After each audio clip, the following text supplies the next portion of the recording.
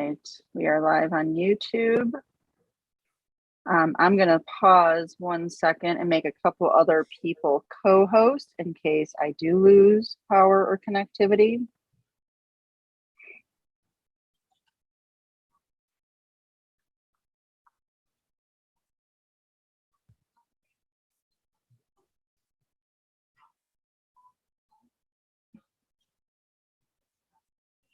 All right. So thank you all for joining us at our first 2022 meeting. Sorry, it's not in person, but hopefully this is the last one and we can get back to normal with a social hour next month. Probably skip the next general meeting because it's on St. Patrick's Day. But we will come back strong in April. So keep an eye on, hopefully we'll be home at Windsor or somewhere else.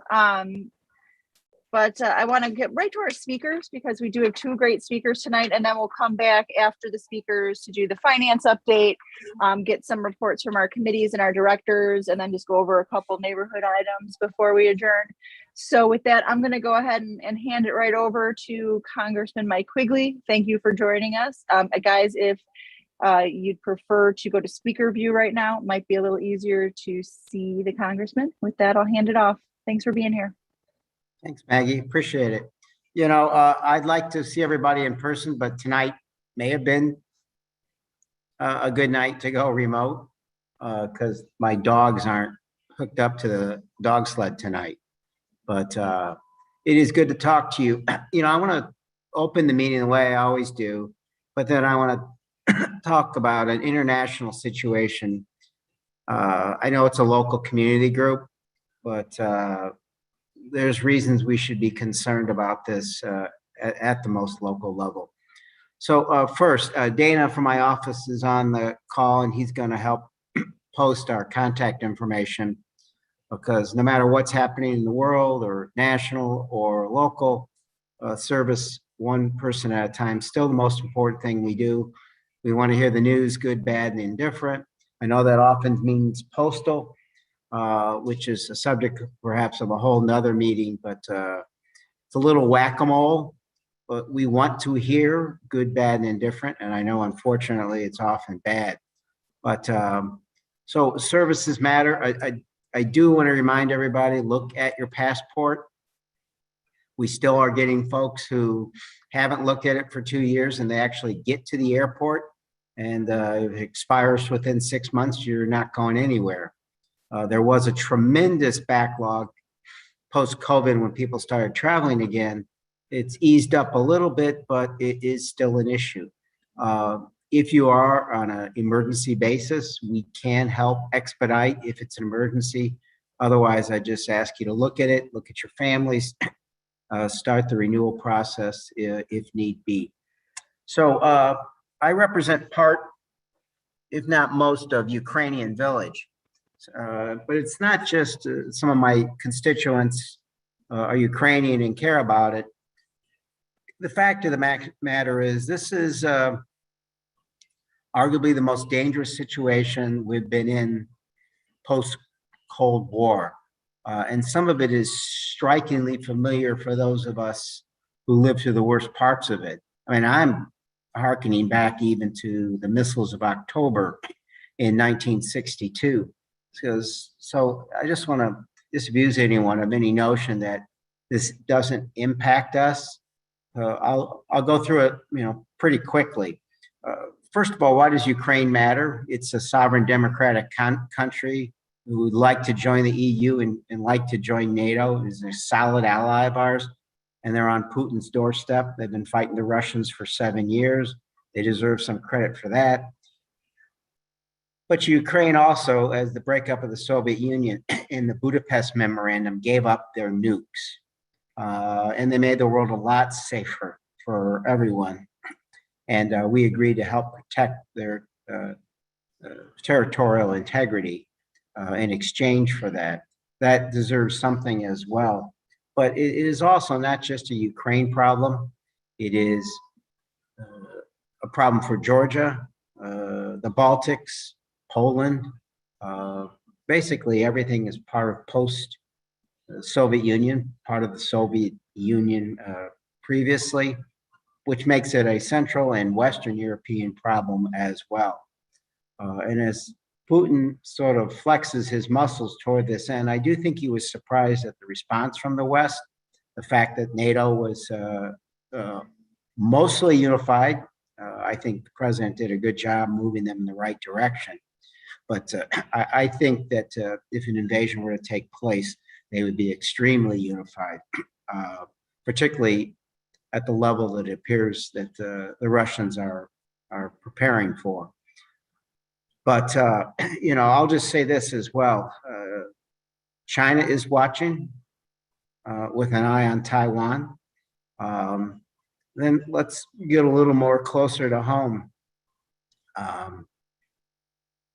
There is extreme concern that in retaliation, if this matter escalates, Putin has no problems with furthering cyber attacks.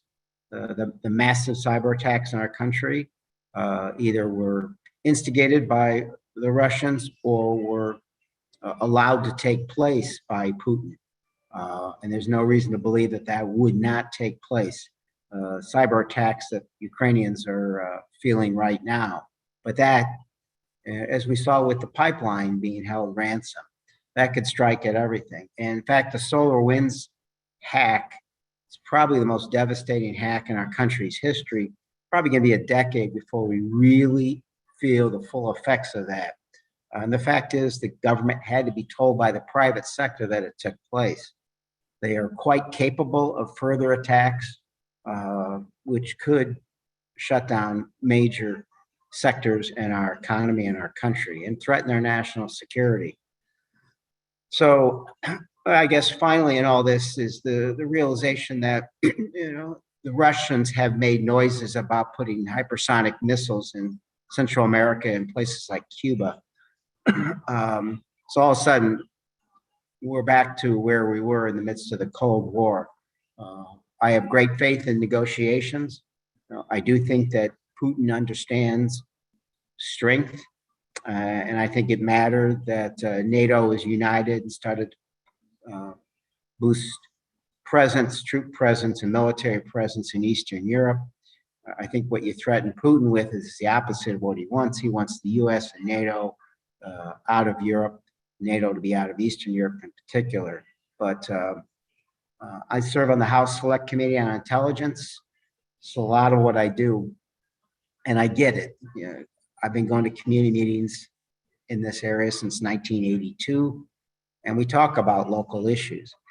I just want folks to know it's a lot of what I do. It doesn't mean I don't care about postal or safety issues or the infrastructure bill we're starting to implement. I do, and I care about services, but we're not isolated. We're not sheltered from this, and it's a very real threat.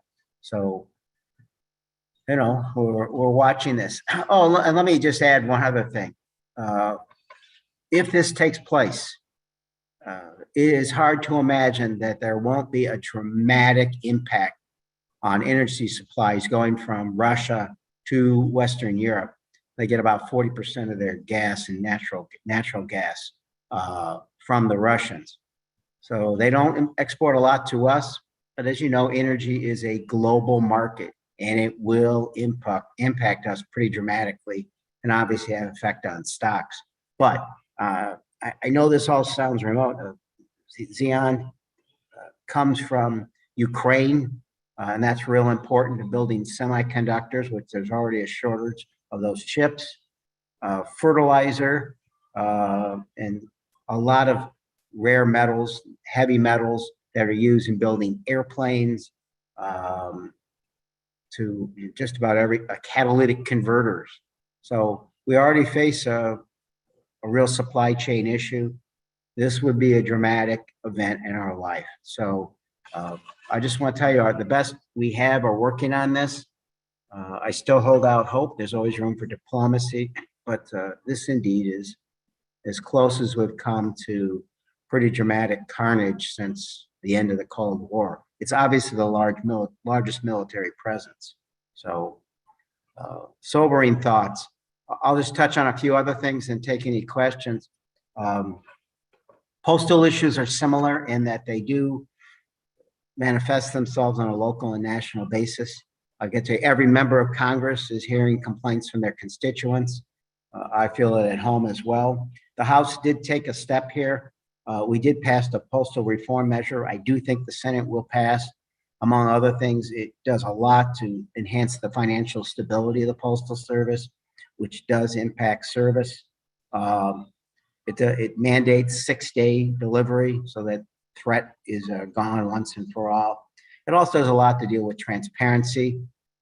When I hear, the only way I know that there's a problem with mail service is if you all call my office, and then it's patchwork trying to figure out where we are. Locally, it's been hard to get information. This bill, when it becomes law, will mandate so that you all can go online through a portal and a dashboard and see exactly how service is going and where there's problems. We're still dramatically understaffed locally. We're working on it. They claim they're bringing 25 people on a week. That's probably keeps them about where they are. COVID and cold weather are still impacting them. There's still a lot of issues dealing with mail coming from the sorting centers late and not sorted out for the carriers the way it should be. All I can tell you is we are genuinely working on all those things.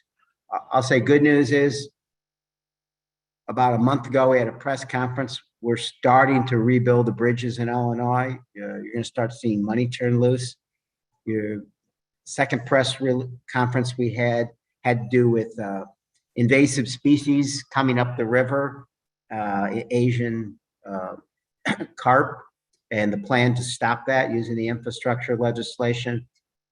It would basically wipe out the fishing industry and most of the biodiversity in the Great Lakes if we don't stop it. Money to restore our shoreline, money to rebuild our infrastructure as we saw along the red line, but we got to rebuild the blue line, we got to rebuild Lakeshore Drive, our bridges, and then so much more, including electric charging stations, moving toward climate resilience,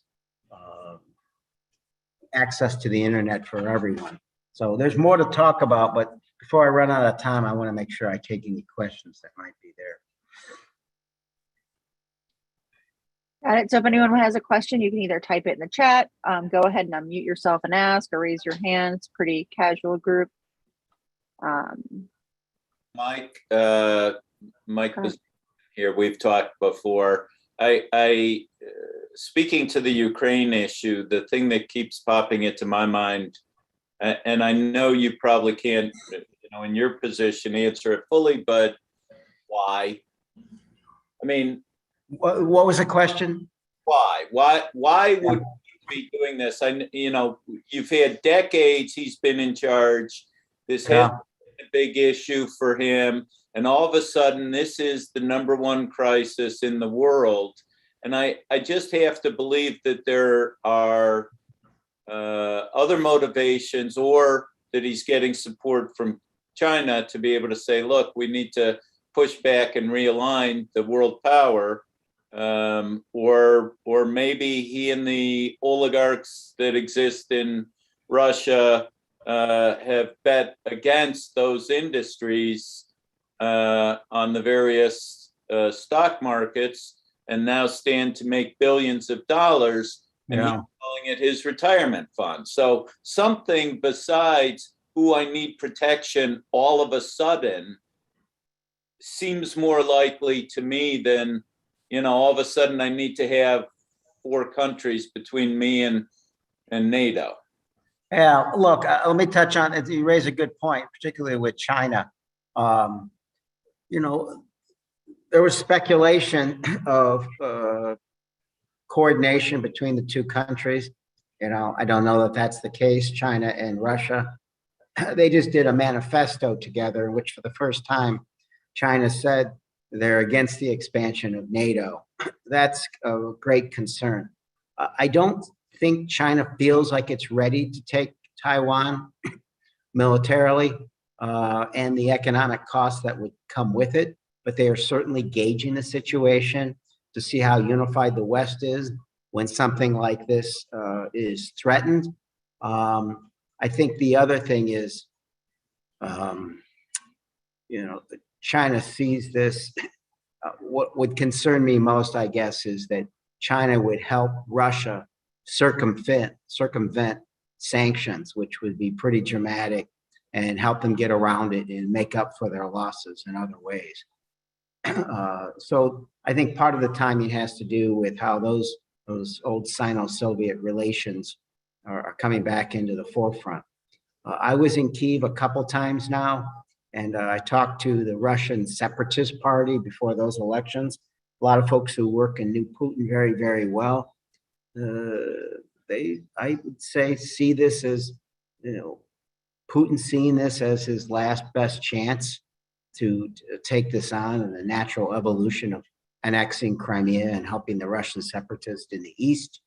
And that his goal is to restore the former Soviet Union. I mean, he said that was the greatest calamity in the history of the last century.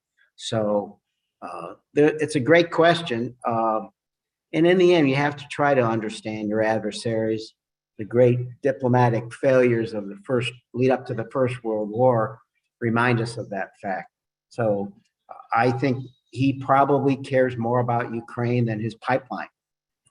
That makes this all the more difficult. So we're going to stay on it. It's, it was a trip we were supposed to take. And then at the end, the State Department said they can't stand it up, and they're obviously going to be busy with other things. So we're going to do our best. Thanks. All right, we did have a question in the chat from Jonah. He wrote to your office expressing his views on the Earn It Act, and he received a vague acknowledgement. He would like to know your views on the bill, if you could share that. It was something like this. If he wants to, Dana, if you want to set up a discussion where who made the inquiry? Jonah Greenthal. Yeah, Hi, I did. Thank you. Yeah, Jonah, if you want to set this up, I've only got a couple minutes, and I want to give you fair due. As you may know, we get tens of thousands of letters, and I Yes, want I to understand. give you the more specific answers. So if you could connect with Dana here, That'd be great. Thank you so much. I promise you a one-on-one phone conversation. Awesome. And I appreciate it. glad to go into it, and because if it takes 10-15 minutes, great, but I don't want to give you short change on it now. We're glad Thank to you, go Phil. into more details.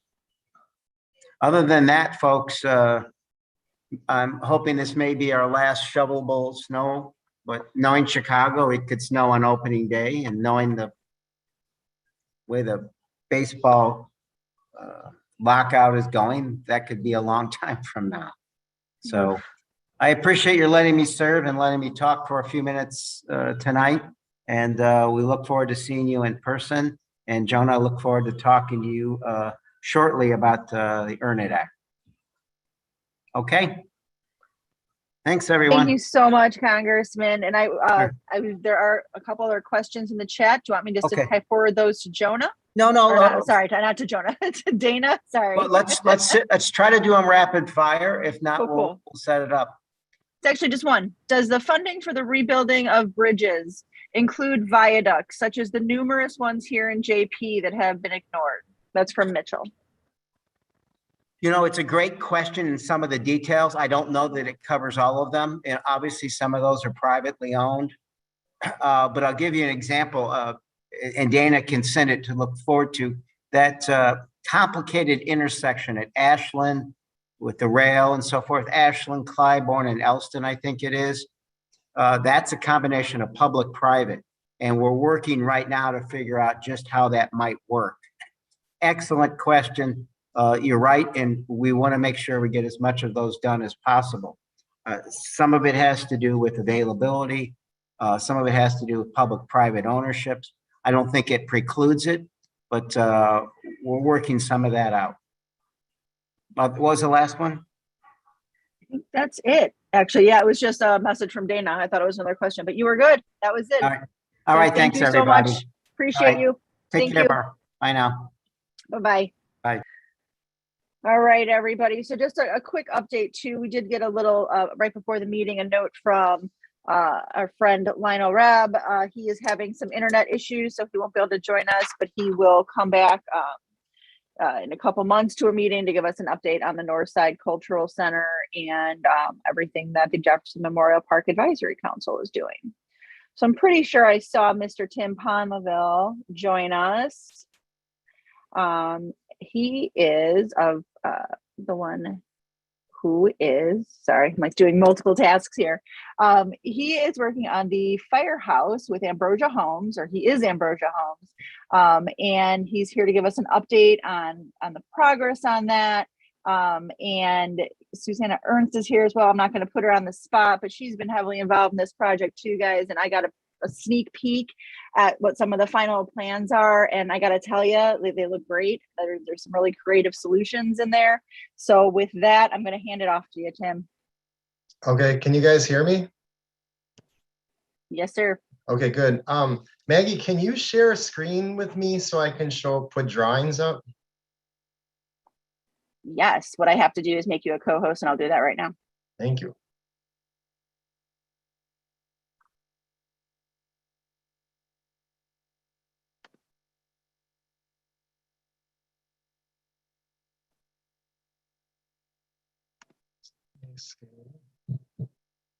All right, you should have it.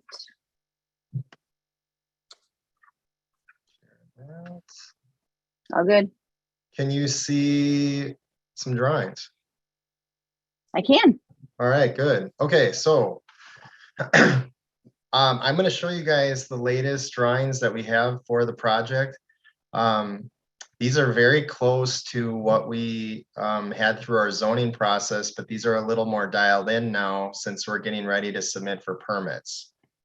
So I'll start, I'm just going to go in order, but I can always flip back and forth too if people have questions or they want to see something again.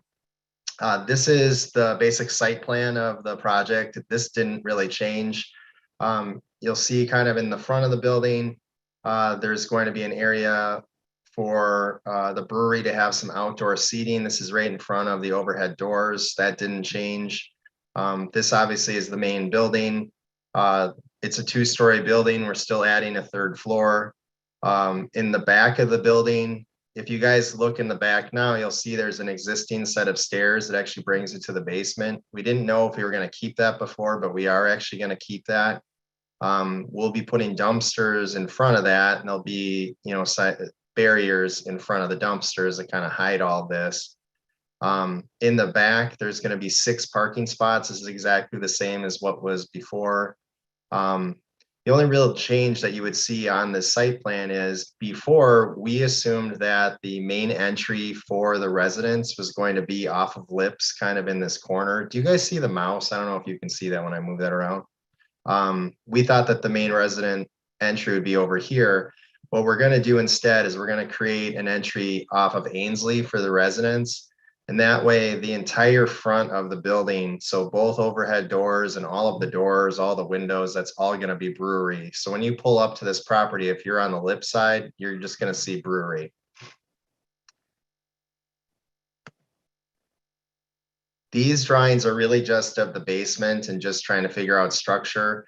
One thing that changed a lot in this plan versus the last plan or the zoning plans really is how we do the stairs or deal with the stairs. And part of that changed because we actually reduced the number of units that we're going to build here. Our zoning allows us to have 9 residential units. In the end, we're only going to have 8. We looked at this building a couple different ways structurally, and it just seemed that by putting a stair corridor in the middle of the drawing or in the middle of the plans, it worked out better to have 8 units, so 4 per floor. So 4 on the second floor and 4 on the new addition third floor. What you see in this drawing is the first floor. It's essentially the brewery with no equipment and nothing laid out in it, but you can kind of see the space that they're left with. They're going to have sort of a front of house area with the 2 overhead doors. There's a walkway kind of between the stairways that we need for the residents above. And then in the back, this is where, they'll make beer or anything else that they're making. They're also going to have a door in the back. Now there's an existing driveway. If you go there now on the back of the property, we plan to keep that. If you look at the zoning drawings and what we had presented before, we actually thought we were going to create a new driveway with a new overhead door on the Ainsley side. By doing it this way, we actually keep more of the original building intact. So we like this better. We can use the existing driveway and we don't have to change anything really on the elevation on Ainsley. Other than we're creating a door there for the residents that doesn't currently exist. These are actually floor plans of what the units themselves look like.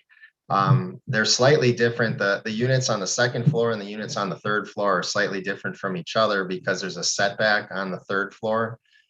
So the units on the second floor are actually slightly larger than the units on the third floor. All of the units, so there's 8 units. They're all going to be 2-bedroom, 2-bath. So that's a little different too than the mix that we had with the ones from the zoning drawings. But this is much more dialed in now with kitchens and everything works the way it needs to fit. There's a couple of really creative things on here though that I want to show you guys. You know, it's important to us to maintain the historic integrity and the look of the property. And what we did was we figured out that we could use these light wells. This is now keeping this in mind. This is the second floor, right? So when you're in your unit and this is looking out towards Lips, you could walk out onto a private patio, but it's actually behind the current facade of the building. It's just that if you look up, you see skylight, because if you go to the third floor, you'd be able to see below. So there are these light wells. I don't know if we use them in a lot of our developments actually, and even in the suburbs. They're really popular in New York. You don't see them a lot in Chicago, but it's kind of a neat thing because you can get the light and ventilation that you need for a room, for instance, and kind of hide its use. So by doing that, the front of the building will completely remain unchanged. They will have private outdoor space that nobody can see them in, essentially. So that means you from the street can't see them. And what the neat thing is that if you remember on our zoning drawings, we had these hanging balconies on the Ainsley side of the project. By doing these things, we illuminate all of that. So the firehouse is really going to look like a firehouse. It's not going to look like, you know, a firehouse with balconies on the second floor on one side of it. So that will all go away. The third floor is very similar to the second floor, except you have that setback on the Ainsley side. That's essentially to make it very clear where the addition is on this property, which is just the third floor. This is just a quick drawing of the roof. You can see the light wells here. There's actually a light well on the south side of the property too. Because we're on the property line, you can't get light and vent on a property line. You basically have to create a light well or do something to be able to count that as light and vent. And there's bedrooms on that side of the plan, so we need to do this. Sections are very similar to what was presented before, but this is the stuff that people I think really want to see. So in the end, you know, this is pretty much unchanged. We're not changing any windows, at least as far as I can tell. So second floor, nothing changes on the first floor or on the front of the building. Even on the first floor, we're opening up the window here. If you go there right now, this is all bricked in. Both of these doors are going to be for the brewery now. They're going to be glass doors, just again to let a ton of light into the property. On the Ainsley side, all of these are existing windows. Those are all kept. This existing door is kept. This is, at one point we thought this was going to be the main entry to the brewery. The main entry though to the brewery is going to be here next to one of the overhead doors. This has to do with ADA access. You got to be able to roll a wheelchair into the property easily. If we come off this side door, you actually step down onto the sidewalk. There's really no easy way to make that transition. So this is actually going to be the front door. And then I would say the main difference between the existing property and this elevation is you'll see this is kind of a setback. This is a current window if you went there now and looked at it. But by doing this, we set back the entry and kind of hide it so that, again, you walk in on the side of Ainsley if you're there for the residential visitors. And then from there, what else we got? This is the back of the building. So here we do have some hanging balconies, but we think this is a good way to kind of hide that so that when you're standing, at the corner of Lips and Ainsley, you're not going to see this. You can see too, we moved that overhead door to the back of the building. These would be the dumpsters. This is a secondary access point. It's going to be emergency access for the tenants, for the residential tenants to come down the stairs and to get to here. And then this is the side right now that we share with, it's now a CTA parking lot. I guess they're the tenant. But the parking lot that's next to the building, you can see these outlines are of existing windows that we have to close in. This is the light well that I was telling you about for the bedrooms that are on the south side of the plan for them to get light and vent. But otherwise, we really can't do anything with this side of the building. This brewery company, we're sort of assuming that this is painted onto that building because nothing can protrude from that building because it's right on the line. But that's something that we still have to kind of figure out. And other than that, guys, I think that's really it. So I'm here for questions, or I can show you more drawings, but that's all I got. All right, everyone, if you have questions, go ahead and type them in the chat or just go ahead and unmute and ask. I guess I'll start with a question. I know that a ton of work has been done on the first floor and a ton of progress has been made. Are we still on track for a possible opening in the spring or early summer? So here's the time frame of the permits. We're going to be applying for our permit. We'll be submitting stuff in the next probably 30 days. I would really like to break ground this summer for our part, for the residential part. I think that the bar or the brewery part could be much faster than us. It will take us a good year for us to finish this when people could actually live there. But for the bar and for the brewery inside, they could be much faster. They're actually going to be on their own permit. So, and we did it that way basically so that neither of us slows each other down. I think for them to be operating, we have to have the third floor has to at least be installed. It doesn't mean that everything inside has to be done, but we've got to have the third floor on. We got to have the windows in, things like that, which are basically the first things that you do anyway. So once that's done, they could be operating as quick as we can do that. So Awesome. yeah, so I mean, they're working on their own drawings. I've seen the stuff. It's cool. I think people are really going to like it. I'm just excited for the neighborhood because it's just like it's so quiet over there right now. And you're just like, wow, this is really going to change once this is open. Yeah. So Mike in the chat said he can recommend a great muralist. We definitely have a lot of great I mean, I like that idea a lot. It's something that I'm kind of deferring to Clint on though, for them to decide what would help their business. But I mean, you think about it, it's a huge side of this building, right? And it could be really cool. So it's something that he and I have talked about, but I think, they're just trying to figure out what they want to do. Right on. Everyone's been waiting for this, so we're so excited. Yeah, it's going to be really neat. It's going to be very cool. Mary puts in the chat, I cannot wait to walk past that corner once there's life there. Yeah, Me amen, too, sister. Amen. All right. So does anyone else have any questions for Tim? I'm going to go ahead and stop the share, sir. Okay. Then I'm going to jump off too, guys. So have a good night. All right. It was great seeing you. We'll talk soon. Appreciate your time. Yep. Thank you. All right. We had a couple great presenters. We'll now get into the meat of our meeting. For Katie's benefit, I will share my screen pretty quickly and then,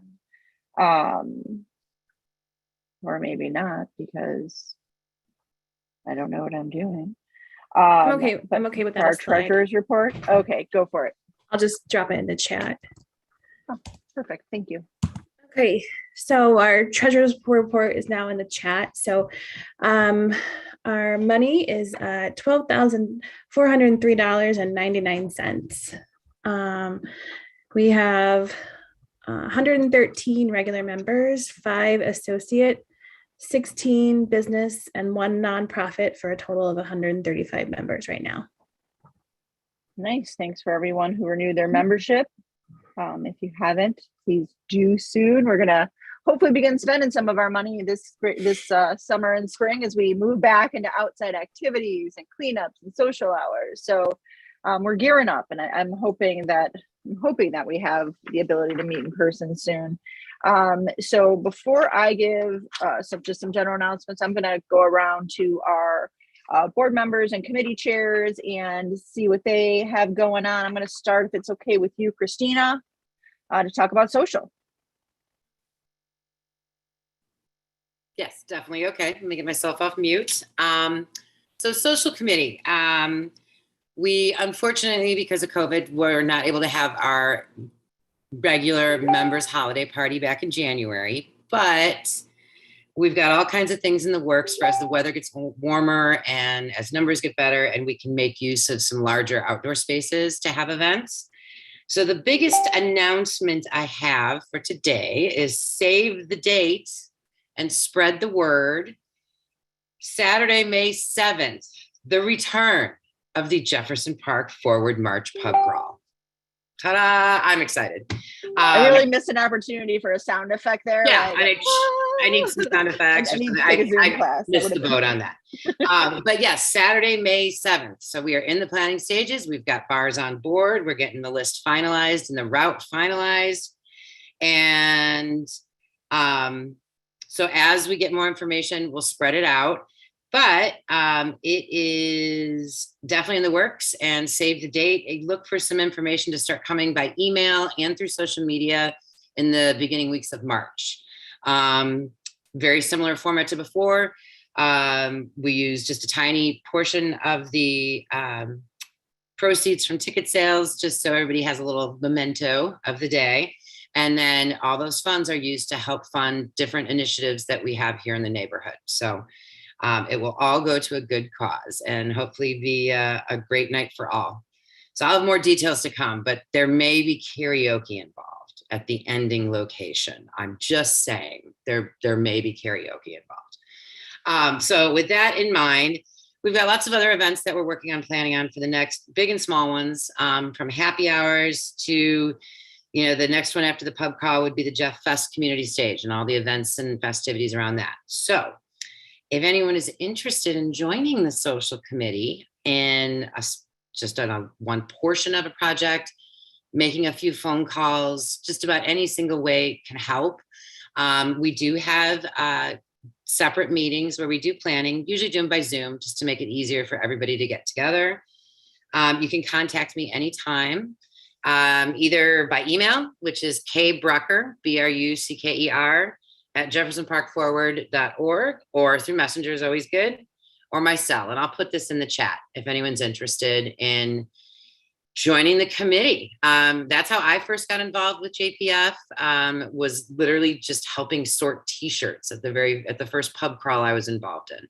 And next thing you know, years later, what did I do?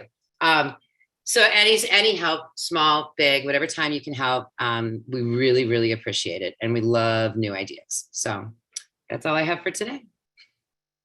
Thank you so much. I'm so throw in the pumped about chat. the pub crawl. Oh, I know. It's going to be a good one. Always been fun. Okay, so let's hear from Don about the next walk. It's coming up pretty soon. Yeah, this really isn't for marketing, but this is more a follow-up on the social committee. You wouldn't looking outside, you might not realize it, but yes, a week from Saturday, we are having our first JPF walk of the year. I mean, we did take a couple months off because of the surge, but week from Saturday. And right now, weather's looking nice. It's looking like 30 degrees and dry. And I think next Monday, it's supposed to be 40 in the 40s again. So a lot of the snow that we have, that we've got today is going to be gone. So there shouldn't be any issues there.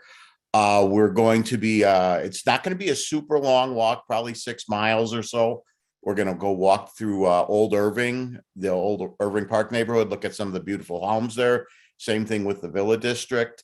For those that don't know the Villa District, that's the those couple streets that go north of Addison, the K streets there where there's like big big medians, almost like boulevards in the streets. There's a little bit east of Schurz. Some amazing houses there. And yes, of course, we're going to go ahead and have some refreshment. Afterwards, probably stop at Eris or Old Irving Brewing. So just keep that in mind while they're not necessary for the walk. Any places that we go to will require proof of vaccination. So just keep that in mind. I know from going to Eris a few times in the last month or so that, they're very diligent on checking that. So make sure you're prepared for that. But the meetup time will be 9:30 at the Westin. So it should be a good time. Thanks, Don. All right. Hey, Mark, you want to throw in a plug for pickleball and talk about community development? Sure. Mark from Community Development here, where one of our side projects continues to be pickleball. We've been playing indoors at the Jefferson Park Fieldhouse on Wednesday nights, and everyone from our group is pretty open recreational play, 5:30 to 7:30 on Wednesdays. We'll be back in the summer with an even bigger pickleball season this summer, but we've been able to use the Fieldhouse for the indoor. And in addition, on the Community Development Committee activity, usually we meet on the second Tuesday of the month. Our last meeting, we did a research project for the We Will Chicago Master Plan effort, and we can do some more side projects on that and research discussions later in the year. That's a multi-year project we're interested in. And next month in March, we might do our first salon of the year, maybe talking about people alleys and programming in public spaces. So we can get that together. And that's what we've got on tap for now. Right on. Thank you. All right. If any other board member has anything to say, speak up now before I head into my notes here. All right, I'm going to go for it. So I just wanted to mention that Triple R Gallery has a call out for artists to submit sun art to be showcased at the gallery in March. You can, I believe they posted on the JPF page. Also, you can email triple-r-gallery@outlook.com. When I'm done chatting, I'll throw it in the chat, or you can just check out the Facebook page, the Facebook group that'll have it in there. Also wanted to throw a plug in there. Thank you for Jefferson Park Pollinator Garden. So this group just amazingly sprung up after a conversation, I think, in our Facebook group, and some people wanting to get a native garden going. And I believe her name is Stephanie. Forgive me if that's not correct, but she has just taken this ball and she has ran with it, and they are meeting all the time and they are planning stuff, and this is happening. So I encourage you guys to check out their posts on our page, on our Facebook page. They have a website, which we can throw in the chat. Thanks, Julie. And this Saturday they have a native seed swap and winter sowing workshop. It is outdoor at 10 a.m. at the park. And they also have meetings on Fridays. They alternate times. One week, I think it's 4 o'clock. The next week it's around 7. So on their webpage, which I think Katie just hooked us up with, or their Facebook page, you can find out all that. Join this. If this is the kind of stuff that interests you, get involved. This is a great improvement to Jeff Park, totally community, run and motivated and funded by the community, and hopefully we can help them get some more money. Also wanted to mention that the next Jefferson Park Sunday Market is Sunday, April 12th at the Annex at the Copernicus Center. I know that we did have Meryl on here. There she is. Hi, Meryl. Anything fun, or just join you and volunteer?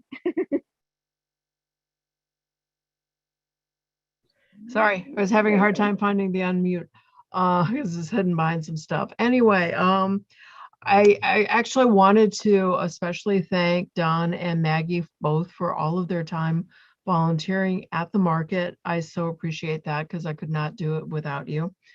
And, there's been other faces throughout the year, but you two are the ones that I see the most of, and I appreciate that. I also appreciate JPF overall for being one of our premium sponsors. I'm not sure what all does. I redefined all of the sponsorships last year because it was necessary with our move over to the Heritage Center. But we haven't made a firm commitment yet but we're leaning towards going back to the park this year. We might do some other stuff along the way. We'll see how that all pans out. I mean, the one thing that, if anybody's got any good connections with a bar locally that wants to kind of be the after spot, that could be great. Because that's like the one thing that Heritage Center had that Jeff Park doesn't. But, we'll Well, figure it I hear out. there's an alley opening up soon. That might be a prime location that for could that. be a thing. That could be a thing. There's some people I need to talk to about that. And there's a coffee shop that sells beer too. Well, that's kind of, yeah. All right there on that same page. But yeah, so I mean, yeah, I finally like rounded up all of the dates and started talking with the regular volunteers about some of the things we need to think about. There is a meeting tomorrow that our friend Kathy is going to be attending to, because she helps me out because I can't be at all the meetings all the time.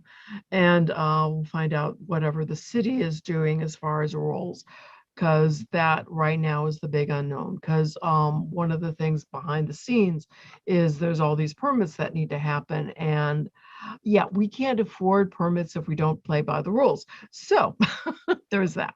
But anyway, yeah, keep an eye out. We'll be posting about the summer dates, and like Maggie said, we've got the April market coming up next. If people don't understand what the schedule is for winters, when we do a winter market, they're tied to Christmas, Super Bowl, Valentine's, Easter is the next one coming up, since we've already done the others, and then the last one we get to prepare for Mother's Day and summer in general. We'll see what comes after that, but thank you so much. And thank you. I appreciate the accolades. Me and Don love being there. But really, you and Kathy do the heavy lifting. So thank you. This is a completely volunteer run market. And there's a lot of hours and tears and sweat that go into this. So thank you, Meryl. All right. What else do I got here? Oh, Art in the Neighborhood. Film and theaters reopening, guys, to live audiences. So they're going to launch the show Gather. I'll play about finding our way back together. And I believe, I think that's the end of February. Sorry, I didn't get the date down here. I think it's the last week of February. And then on May 1st, the Gift Theater, using Filament Space, is going to open for At the Vanishing Point. So get your tickets, get ready to get back into a theater if you haven't been yet. There's going to be some good stuff there. And I think with that, that's all of my updates that I have in my notes. I'm going to open it up to anyone who has anything for the good of the club. Am I missing anything, guys? All right, it looks like we're good. So like the congressman said, go check your passports, make sure you can get out if you need to. We will, anyone who wants to join us at Brigadoon after this, can you stay on the line so we can figure out if we're actually making this happen in the snowstorm? Otherwise, I'm going to go ahead and stop recording and conclude this meeting. We appreciate everyone who came, and we absolutely cannot wait to see you in person.